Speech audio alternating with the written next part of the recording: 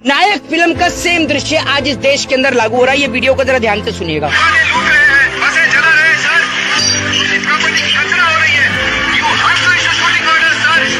Shooting order देना होता तो कब का दे चुका होता। कुछ बसें जलती है तो जलने दो, दुकानें लुटती है तो लुटने दो। आज आपके कलेजे को ठंडक मिल रही होगी ना। जिस आर्मी की ड्रेस पहनकर आप आर्मी के टैंक में घुसे थे, आज कलेजे को ठंडक मिल रही है या और जलाना चाहते हैं इस देश को। ये देश कभी हिंदू मुसलमान के नाम पे जलता है, कभी मंदिर और मस्जिद के नाम पर चलता है, कभी ये पैगंबर और मोहम्मद साहब के नाम पर, तो कभी महादेव के नाम पर जलता है। रोजगार की चिंगारी घर घर तक घुसी तो आज ये देश रोजगार के लिए जल रहा है। अपने बेटों को अग्निपथ में भर्ती कराइए, अपनी बेटियों को अग्निपथ में भर्ती कराइए, स्मृति ईरानी के बच्चों को अग्निपथ में भर्ती कराइए। समझौता, शिमला समझौता, कारगिल, ये सब लड़ाई में किसने जाने दी हैं? देश की आजादी में किसने जान दी हैं? सब देश के गरीब माओ के बच्चे थे। कोई नेता का बेटा इस आजादी में शामिल नहीं था। कोई नेता का बेटा कारगिल की लड़ाई में शहीद नहीं हुआ। कोई नेता का बेटा जो है 1966 में शहीद नहीं हुआ। देश का नौजवान जो हिंदू और मुसलमान के नाम पर लड़ रहा था, पैगंबर मोहम्मद साहब और महादेव के नाम पर लड़ रहा था, आज दोनों एक दूसरे के कंधे पर हाथ रखकर एक साथ चलकर बोल रहे हैं कि आज लड़ाई मजहब की नहीं है, आज लड़ाई मंदिर और मस्जिद की नहीं है, आज लड़ाई है रोटी की, आज लड़ाई है तिरंगे की, आज लड़ाई है रोजगार की। थोड़ा सा भावुक हो जाएंगे, मीडिया लगा देगी, नरेंद्र मोदी जी रोए, मोदी जी हो गए भावुक, और उसके बाद में अंधभक्त जो हैं वो सब, देखा नहीं मोदी जी को कितना प्यार है देश से। मोदी जी रो गए आर्मी को लेकर। जो जिया जी कहेंगे मैं तो वही करूंगा। यही हाल इस देश की मीडिया का है। जो मोदी जी कहेंगे मैं वही कहूंगा। मोदी जी अगर दिन को रात कहें तो मैं रात कहूंगा, और अगर वो रात को दिन कहें तो मैं दिन कहूंगा। सबसे पहले एक फोटो आपको दिखाना चाहता हूं, उसके बाद एक वीडियो प्ले करूंगा, उसके बाद वीडियो को स्टार्ट करूंगा। ये फोटो कोई कश्मीर की नहीं है, ये फोटो है बिहार के पटना की, जहां पर देश के नौजवान आज सड़कों पर बैठे हुए हैं। और ये नौजवान उस दिन भी सड़कों पर बैठे थे जब ये रोजगार मांग रहे थे। एक बात आपको बोलना चाहता हूं कि आपका जब टीवी पुराना हुआ, आपने टीवी को अपडेट किया ना, फोन, ये मोबाइल फोन यूज करते हैं, इसका सिस्टम पुराना हो जाता है, इसको भी अपडेट करते हैं ना। तो क्या आज इस देश के नौजवान मंदिर और मस्जिद से ऊपर उठ के, हिंदू और मुसलमान से ऊपर उठ के रोजगार के लिए एक साथ सड़कों पर उतरे ना? तो जब ये बात पहले बोली जा रही थी कि देश की स्थिति ये होने वाली है, तब देश के नौजवानों को ये बात समझ में क्यों नहीं आ रही थी? लेकिन आज मैं इस अपनी मुहिम को सफल समझूंगा, सक्सेस समझूंगा कि आज देश के लोग हमारी बात को समझ रहे हैं। एक व्यक्ति है जो कंटिन्यू नॉन स्टॉप हमें सोशल मीडिया पे लगातार गाली लिखता था, हर एक वीडियो पे वो अभद्र टिप्पणी किया करता था, लेकिन कल वो व्यक्ति मुझे क्या लिखता है वो मैं आपको सबसे पहले पढ़ के सुनाऊंगा, और उनके नाम के साथ में। सबसे पहले मैं आपको वो उस व्यक्ति का नाम के साथ में पढ़ के सुनाऊंगा कि कल उस व्यक्ति ने क्या लिखा है। इस व्यक्ति का नाम है पवन धैया। पवन धैया लिखते हैं कि आज भाई को सुनकर दिल को सुकून मिल रहा है। भाई, मैं आपसे माफी मांगता हूं, अब तक मैं आपके विरोध में था, आपने मेरी आंखें खोल दी। अब इस सरकार ने मेरी आर्मी की भर्ती का एग्जाम था, उसे बर्बाद कर दिया है। मैं आपसे माफी मांगता हूं। मैं आपको हर वीडियो में गाली लिखा करता था, अभद्र टिप्पणी लिखा करता था। इस व्यक्ति का नाम, इस शख्स का नाम पवन धैया है। आज ये माफी मांग रहा है क्योंकि आज इसको खुद समझ में आया कि इसका रोजगार इससे चला गया है। अब आपको एक वीडियो प्ले करके दिखाता हूं। ये वीडियो है, आप सभी ने एक फिल्म देखी होगी, नायक फिल्म। नायक फिल्म का सेम दृश्य आज इस देश के अंदर लागू हो रहा है। ये वीडियो को जरा ध्यान से सुनिएगा। हमारा काम करते हैं, अगर इनमें से किसी को भी हाथ लगाया तो हमारा सपोर्ट चला जाएगा। दुकानें लूट रहे हैं, बसें जला रहे हैं सर, प्रॉपर्टी खतरा हो रही है। You have to issue shooting order sir. अरे शूटिंग ऑर्डर देना होता तो कब का दे चुका होता। कुछ बसें जलती है तो जलने दो, दुकानें लुटती है तो लुटने दो। मैं 2-4 को पकड़कर एक कमेटी बनाकर स्पॉट पर भेजता हूँ, तब तक संभालो। क्या 4 पैसे का? आप सभी ने देखा होगा, लास्ट में बोलता है कि क्या 4 पैसे का सीएम है। यही हालत आज इस देश की हो रही है। पूरा नायक फिल्म वाला सीन इस देश के अंदर लागू हो रहा है। कश्मीर से कन्याकुमारी तक पूरा भारत जल रहा है। प्रधानमंत्री अपनी सैर पे बिजी हैं। मैं प्रधानमंत्री जी से पूछना चाहूंगा, आज आपके कलेजे को ठंडक मिल रही होगी ना। जिस आर्मी की ड्रेस पहनकर आप आर्मी के टैंक में घुसे थे, आज कलेजे को ठंडक मिल रही है या और जलाना चाहते हैं इस देश को? ये देश कभी हिंदू मुसलमान के नाम पे चलता है, कभी मंदिर और मस्जिद के नाम पर चलता है, कभी ये पैगंबर और मोहम्मद साहब के नाम पर, तो कभी महादेव के नाम पर जलता है, तो कभी ये देश मंदिर और मस्जिदों के नाम पर जलता है। और आज ये देश जब रोजगार की चिंगारी घर घर तक घुसी तो आज ये देश रोजगार के लिए जल रहा है। आपसे हम पहले ही बोल रहे थे कि ये देश की स्थिति देश में होने वाली है, लेकिन देश के रोतू प्रधानमंत्री अभी कुछ दिन में, जितना हमें सूत्रों से पता चल रहा है, कुछ दिन में प्रधानमंत्री जी टीवी चैनल पे आने वाले हैं और रोकर दिखाएंगे और रो के दिखाने के बाद बोलेंगे कि मेरा ये जो फैसला है, ये लोग योजनाएं जो हैं वो लोगों को समझ में नहीं आई, इसीलिए अब मैं इस फैसले को वापस लेता हूं। पहले आप पूरा देश जलाते हैं, पूरे देश में आग लगाते हैं, उसके बाद आप फैसलों को वापस लेते हैं। नरेंद्र मोदी जी को शर्म आनी चाहिए कि आज पूरा देश जल रहा है। आर्मी की भर्ती कोई देश के अंदर छोटी मोटी भर्ती नहीं होती है। आपने 4 साल से पहले तो एग्जाम नहीं निकाला, और एग्जाम निकाला तो आपने डायरेक्ट उनको 4 साल के लिए कर दिया। ये बताइए मुझे, बंदूक भी घर से लेके आनी है क्या? ये बता दीजिए आप मुझे, बंदूक भी घर से लेके आनी है? और कल को जब युद्ध होगा, कल को अगर लड़ाई होगी, तो अगर लड़ाई के अंदर सेना के जवान यूं कहेंगे कि भैया आप आगे जाइए पहले, क्योंकि आप पक्के हैं। मेरा क्या है, मैं तो 4 साल के बाद ड्यूटी पे हट जाऊंगा, तो मैं गोली क्यों खाऊं? आप जाइए, आप पक्के हैं। तो ये लोग, जो लोग देश से प्यार करते थे, देश के प्रति उनकी एक आस्था थी, देश के तिरंगे के प्रति एक सम्मान था, वो सम्मान पूरे देश के अंदर के लोगों में है। लेकिन वो लोग जो आर्मी के लिए तैयारी करते हैं, वो कई साल लगा देते हैं, अपनी जिंदगी की मेहनत को लगाते हैं, और तब जाके आर्मी की भर्ती में उनका सिलेक्शन होता है। तो क्या इस देश की सरकार, जो लगातार नौजवानों के साथ, उनके भविष्य के साथ खिलवाड़ कर रही है, क्या प्रधानमंत्री मोदी को यह चीज समझ में नहीं आ रही है? प्रधानमंत्री मोदी जी एक एक्टर है जिसको रोने के लिए ग्लिसरीन की जरूरत होती है। मोदी जी बिना ग्लिसरीन के भी रोकर दिखाएंगे, आपको टीवी चैनल्स पे देख लीजिएगा। वो तो कह रहा है कि ये युवाओं के बेहतरी के लिए है। अरे किसानों की बेहतरी के लिए भी तो था बिल, किसानों की बेहतरी लिए भी तो था। आप एक बात मुझे बताइए, ये देश चल रहा है या मजाक चल रहा है? रात को 8 बजे आते हैं, बोल देते हैं नोटबंदी लागू, फिर आते हैं दोपहर में देश में लॉकडाउन लागू, फिर आएंगे और इस देश के अंदर बोलेंगे डिमोनेटाइजेशन हो गया, फिर इस देश के अंदर बोलेंगे कि किसान बिल लागू हो गया। अरे भाई, देश चल रहा है, ये डेमोक्रेसी है, लोकतंत्र है, ये मजाक नहीं है कोई कि आप जब मर्जी आएंगे, जब आपका मन करेगा तब आप मुंह उठा के आएंगे, लॉकडाउन लगाएंगे, नोटबंदी करेंगे, किसान बिल लागू करेंगे, अग्निपथ को लागू करेंगे। अरे भाई, आप एक बात मुझे बताइए कि आप पेंशन के चंद पैसे बचाने के लिए क्यों आप ये सब खत्म कर रहे हैं? क्योंकि 5 साल की नौकरी होगी तो पेंशन देनी पड़ेगी, और पेंशन के चंद पैसे बचाने के लिए ये लोग ये हालत कर रहे हैं देश की आर्मी की। उसके बाद कुछ लोग इतने निर्लज लोग हैं, कुछ लोग इतने नीच लोग हैं, उनको कहूंगा वो देश के नौजवान जो है ना, उनको वाकई में ही, ऐसे नौजवानों को हिंदुस्तान में रहने का कोई हक नहीं है। ऐसे नौजवान तो वाकई में ही पाकिस्तान चले जाएं। कुछ नौजवान लिखते हैं इसमें भी, हिंदू और मुसलमान, कि ये लोग जो बस को आग लगा रहे हैं, ये लोग जो ट्रेन फूंक रहे हैं, ये मुसलमान हैं। अरे देश का नौजवान रोजगार मांग रहा है, देश के नौजवान को यह समझ में नहीं आ रहा, क्या एक आर्मी का सैनिक जब वो आर्मी से 4 साल के बाद निकल जाएगा, ऑटो रिक्शा ड्राइव करेगा और पीछे लिखवाएगा पूर्व सैनिक, तो क्या आपको ये अच्छा लगेगा? बताइए आप मुझे।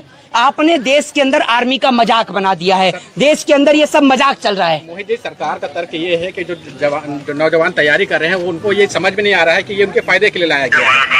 अरे सरकार को अगर इतना ही इसमें फायदा दिख रहा है, तो सरकार के नेताओं के बच्चे हैं या नहीं है? ये बताइए आप मुझे, या एक भी नेता का बच्चे नहीं है? सारे के सारे प्रधानमंत्री मोदी जी की तरह हैं? ये बता दीजिए मुझे, किसी नेता के तो बच्चे होंगे। अमित शाह का बेटा है जय शाह, ठीक है, शिवराज सिंह चौहान का बेटा है जो LLB कर रहा है, अभी उन्होंने ट्वीट भी डाला था। तो अपने बेटों को अग्निपथ में भर्ती कराइए, अपनी बेटियों को अग्निपथ में भर्ती कराइए, स्मृति ईरानी के बच्चों को अग्निपथ में भर्ती कराइए। देश के नौजवान को पहले जैसी आर्मी चाहिए, पहले जैसा BSF चाहिए। उनको ये 4 साल वाला आर्मी का ढोंग ढतूरा नहीं चाहिए, उनको देश के लिए जंग लड़नी है। अरे आपके पैसे से उसको प्रेम नहीं है, वो अपने सरहद की हिफाजत करना चाहता है, अपनी भारत माँ के लिए खड़ा होना चाहता है। कारगिल में जिस नौजवान ने जान दी, देश के अंदर 1966 में जिन देश के जवानों ने लड़ाई लड़ी, 1972 ताशकंद समझौता, शिमला समझौता, कारगिल, ये सब लड़ाई में किसने जाने दी हैं? देश की आजादी में किसने जान दी हैं? सब देश के गरीब माओं के बच्चे थे। कोई नेता का बेटा इस आजादी में शामिल नहीं था, कोई नेता का बेटा कारगिल की लड़ाई में शहीद नहीं हुआ, कोई नेता का बेटा जो है 1966 में शहीद नहीं हुआ, 1972 में शहीद नहीं हुआ, जब हमने चाइना से लड़ाई लड़ी तब कोई इसमें शहीद नहीं हुआ।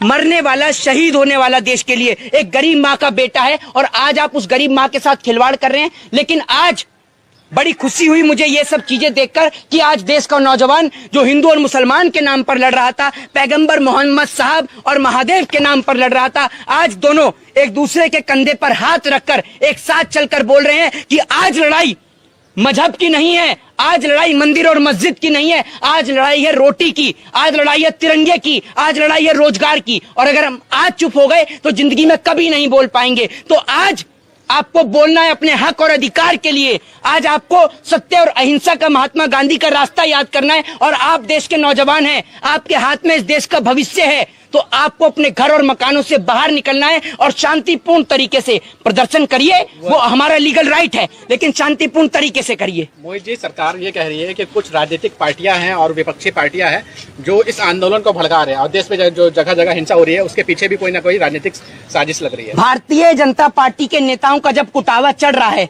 अगर आपको लगता है कि देश के अंदर विपक्ष की बात इतना ही सुनते हैं देश के नौजवान, तो विपक्ष आज विपक्ष में कैसे बैठा है और आप सत्ता पक्ष में कैसे बैठे हैं? इस सवाल का जवाब दीजिए। क्या आप बेईमानी से सत्ता पक्ष में बैठे हैं? बताइए ना आप मुझे। आज लाखों की संख्या में नहीं, हजारों करोड़ों की संख्या में देश के कोने कोने में नौजवान सड़क पे है। देश की राजधानी दिल्ली से लेकर तेलंगाना से लेकर उत्तर प्रदेश से लेकर आगरा से लेकर बिहार के बलिया से लेकर पटना तक आज देश का पूरा नौजवान सड़कों पर उतरा हुआ है। अगर इतना सारा नौजवान विपक्ष के साथ है तो विपक्ष में कैसे? इस सवाल का जवाब भी दीजिए। क्या मोदी जी बेईमानी से सत्ता में आते हैं? क्या ईवीएम में वाकई में ही गड़बड़ी है? इस सवाल का जवाब दीजिए। तो वही जो हमारा अगला सवाल है कि मीडिया कर्मियों के ऊपर भी गुस्सा फूट रहा है। आपने सुना होगा कई सारे ऐसे मामले सामने आए हैं जहां पर जो मेन स्ट्रीम मीडिया के एंकर जो स्टूडियो में बैठते हैं, एसी का हवा लेते हैं, उनके एंकर जब ग्राउंड रिपोर्ट पे जा रहे हैं तो उनको कूटा जा रहा है। ये इसको आप कैसे देख रहे हैं? जब आप एक बात मुझे बताइए, आप उनको लिख रहे हैं उपद्रवी, आप किसान को लिखेंगे आतंकवादी, खालिस्तानी, पाकिस्तानी। अरे आप ही हिंदुस्तानी हैं। जो एसएससी जीडी के लिए प्रदर्शन करे वो आतंकवादी, खालिस्तानी, पाकिस्तानी। पेपर लीक हो जाए वो उसके लिए आवाज उठाए, वो खालिस्तानी, पाकिस्तानी, आतंकवादी। आप अकेले देशभक्त हैं। अकेले अमित शाह का बेटा इकलौता देशभक्त है। स्मृति ईरानी के बच्चे देशभक्त हैं और शिवराज सिंह चौहान के बच्चे देशभक्त हैं। बाकी सारे देश विरोधी हैं। मीडिया तो कहती है कि जो सेना में भर्ती होने वाले हैं वो तो अपने घर में बैठ के तैयारी कर रहे हैं। ये जो हुड़दंगी कर रहे हैं इनको तो सेना से कोई लेना देना नहीं। हाँ। इनको अपनी राजनीति चलानी है। आप एक बात मुझे बता दूं आपको, ये एसी की हवा खाने वाली आर्मी की भर्ती नहीं है जो घर के अंदर तैयारी हो जाती है। सुबह 4 बजे उठ के दौड़ लगानी पड़ती है। दलाली नहीं करनी पड़ती सरकार की कि मोदी जी क्या कह रहे हैं टेलीविजन पे आके। मोदी जी आम काट के खा रहे हैं या चूस के खा रहे हैं? मोदी जी जेब में वॉलेट रखते हैं नहीं रखते हैं? इसके लिए दलाली नहीं, जिगरा चाहिए होता है। और भारत माँ के लिए शहीद होने के लिए किसी को जिगरे की जरूरत होती है जो अपने तिरंगे से, अपने वतन से प्रेम करता है। और ये मेरे देश का गौरव है, ये मेरे देश का सौभाग्य है कि इस देश का हर एक नागरिक, हिंदू, मुस्लिम, सिख, ईसाई, अपनी माँ से ज्यादा अपनी भारत माता से प्रेम करता है। और जिसके लिए आज आप देख रहे हैं ना, आर्मी की भर्ती के लिए नौजवान सड़क पे उतरा है। तो सोच लीजिए कि तिरंगे से कितना प्यार करता है नौजवान। लेकिन नौजवान तो सड़क पे उतरा है, लेकिन जो ये हिंसा हो रही है, ट्रेनों को जला दिया गया, बस को जला दिया, इसका क्या आप समर्थन कर रहे हैं? देखिए, हिंसा निश्चित तौर पर गलत है और हिंसा हम बोलेंगे उन नौजवानों को कि आक्रोश में आके कुछ भी इस प्रकार का कोई आप एक्शन मत उठाइए। आप देश की सरहद की हिफाजत करना जानते हैं तो ये हमारे देश की संपत्तियां हैं। हमारे देश की संपत्तियों को किसी भी प्रकार की हानि और नुकसान ना पहुंचाए, क्योंकि हमारी लड़ाई सरकार के कानूनों से है। हमारी लड़ाई देश की सरकारी संपत्तियों से नहीं है। हमारी लड़ाई बसों से, ट्रेनों से नहीं है। हमारी लड़ाई सरकार के कानूनों से है और हम सरकार के कानूनों से लड़ाई लड़ेंगे, लीगल प्रोसेस भी करेंगे, कोर्ट तक जाएंगे और उसके बाद भी अगर हमारी मांगे पूरी नहीं हुई तो हम धरना प्रदर्शन और प्रोटेस्ट करेंगे। और जैसे 1 साल किसान आंदोलन का चला, ठीक उसी प्रकार से एक बार नौजवान देश के सड़कों पर बैठेगा शांतिपूर्ण तरीके से। हमारा एक सवाल और है कि ये मीडिया का भी चरित्र थोड़ा बदला हुआ दिख रहा है। अभी आप हाल में ही देखे होंगे कि नुपुर शर्मा के विवादित बोल के बाद कई जगह जो है प्रोटेस्ट हुए हैं और उसके बाद मीडिया जिस तरह से मुसलमानों पे हमलावर थे और बुलडोजर उनके घरों पे चल रहे थे, तो क्या लगता है कि जिसमें जो उपद्रव मचा रहे हैं, सारे छात्रों को नहीं बोल रहे हैं, लेकिन जो उपद्रव मचा रहे हैं उनके घरों पे बुलडोजर चलेगा? अरे बुलडोजर अगर सरकार की चलाने की औकात थी तो अमित शाह अब तक ना बेघर हो चुके होते, क्योंकि अमित शाह खुद तड़ी पार हैं। अगर बुलडोजर सरकार चला रही होती तो योगी आदित्यनाथ जो हैं वो फुटपाथ पे रह रहे होते, क्योंकि योगी आदित्यनाथ के ऊपर भी कई गंभीर धाराओं में मुकदमे दर्ज थे। आज भले ही आरोप मुक्त हो गए क्योंकि आप चीफ मिनिस्टर हैं सर, आप चीफ मिनिस्टर, आप मुख्यमंत्री हैं। आपने सुना नहीं कि इसके बाद क्या किया जाएगा? इन सब के लिए एक कमेटी गठित कर दी जाएगी। कमेटी गठित करने के बाद मोदी जी आएंगे और थोड़ा सा आंख में विदाउट ग्लिसरीन के थोड़ा सा भावुक हो जाएंगे, मीडिया लगा देगी, नरेंद्र मोदी जी रोए, मोदी जी हो गए भावुक, और उसके बाद में अंधभक्त जो हैं वो सब, देखा नहीं मोदी जी को कितना प्यार है देश से, मोदी जी रो गए आर्मी को लेकर, सेना को लेकर। अरे मोदी जी को देश से अगर प्यार होता तो आज मोदी जी देश के नौजवानों के लिए इस कानून को 1 सेकंड में वापस ले लेते, क्योंकि मोदी जी को प्यार तो कॉर्पोरेटर सेक्टरों से है, बिजनेसमैनों से है, अंबानी और अडानी से है। सेना के जवानों से उनको क्या प्रेम?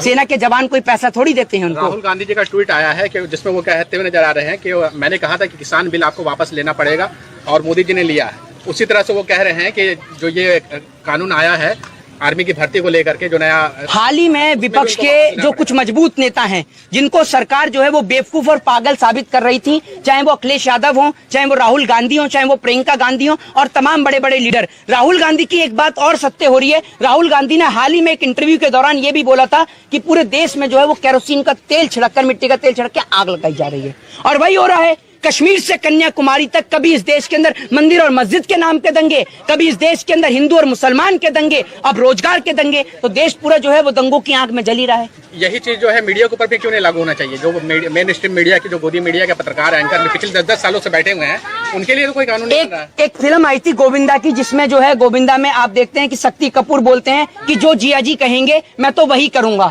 यही हाल इस देश की मीडिया का है। जो मोदी जी कहेंगे मैं वही कहूंगा। मोदी जी अगर दिन को दिन कहें, मोदी जी अगर दिन को रात कहें तो मैं रात कहूंगा, और अगर वो रात को दिन कहें तो मैं दिन कहूंगा।